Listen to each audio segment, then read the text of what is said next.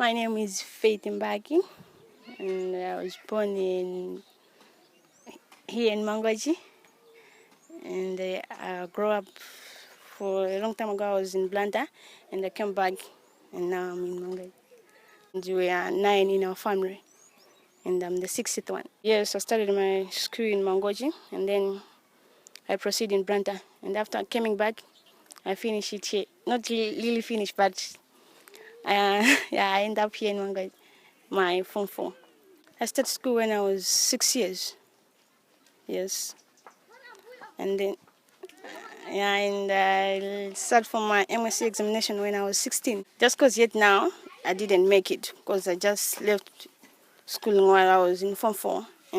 But my plan was to proceed and maybe go to university, even in college, so that I can be maybe someone. Because my intention is to go for maybe for college and to do procurement, so that I must work with this with, maybe with the banks whatsoever, but I didn't manage to proceed. My parents, they can't manage to support all of us. Yeah, so there are many challenges we face in our family. To educate a girl child, you give her a chance to do whatever she can manage to do.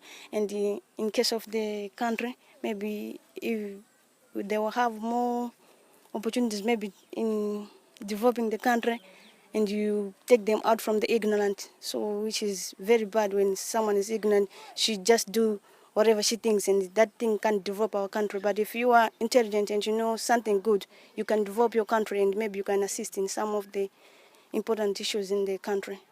We got an organization, and it's a youth organization, namely HAID, which is Health and Environmental Initiative for Development. And in that organization, we are almost 15, and all of us, we are at the youth level. We work together with these guys of forest and the other guys from the hospital, because we do more about environment, and this other side we do about health. So we try to assist these guys when they are maybe deforesting. Yeah, we asking them, maybe if you cut one tree, you try to plant another one. And maybe in this youth, we say, don't be very careless with your life.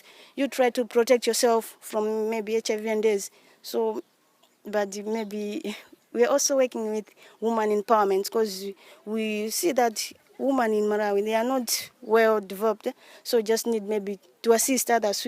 Maybe they look themselves down saying, I can manage. So we say, you can, and we do work with them so that we can make something.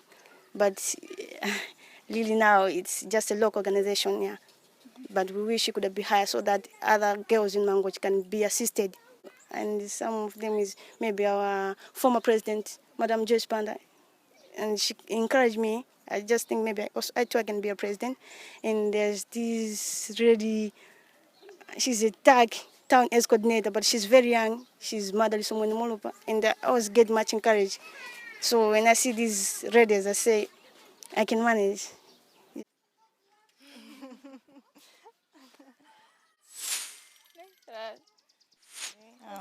Thandi Nyenda, 23 years old. Actually, I'll be turning 23 on 21st December. And have grown up to several places, I can say so. Yeah. A single parent. Yeah. A mom. Any siblings? No.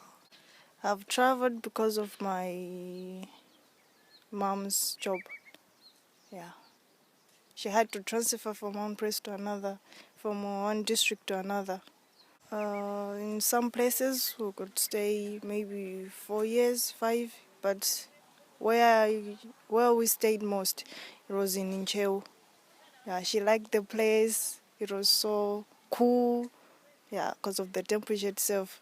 Incheu is better than Mangoji, than other places, I can say so. Okay, on MSc level, yeah, which is secondary. I didn't do tertiary, which is college. I didn't.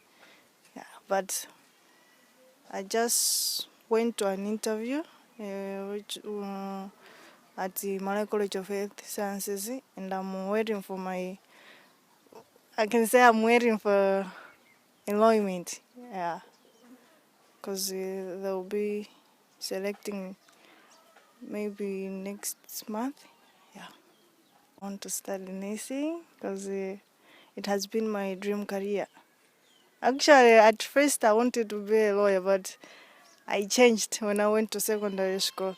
That no, I can't be a lawyer. I'm good at these subjects, then I have to go on with nursing. And after seeing people in hospitals, I was like, oh, this, I have really to do this. Because I have this passion for people.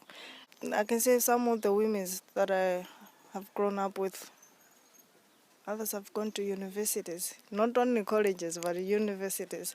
Yeah, they have degrees. Yeah, and some of them, of course, they are married.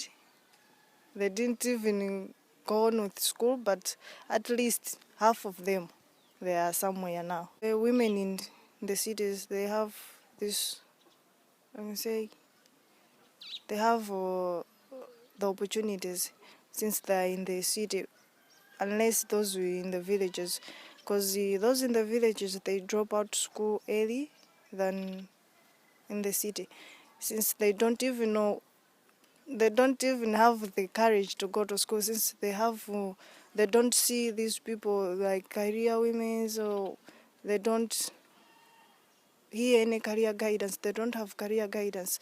So if they have no anyone to inspire them, I don't think they can go on with school. Yeah. So it's really a challenge to them that we have so many women in the villages that are not educated.